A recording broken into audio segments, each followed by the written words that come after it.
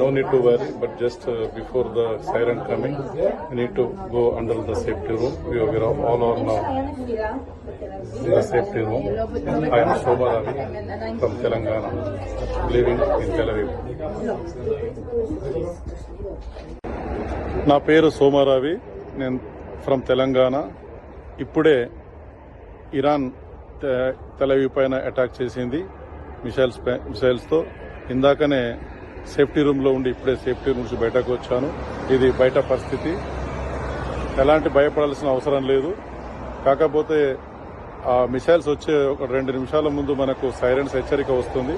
అది వచ్చినప్పుడు మనం ఇమ్మీడియట్లీ సేఫ్టీ రూమ్లోకి వెళ్ళిపోవాల్సి ఉంటుంది.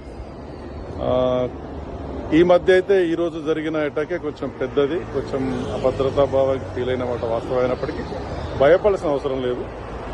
జస్ట్ ఆ సైరన్స్ వచ్చినప్పుడు జాగ్రత్తగా సరిపోతుంది.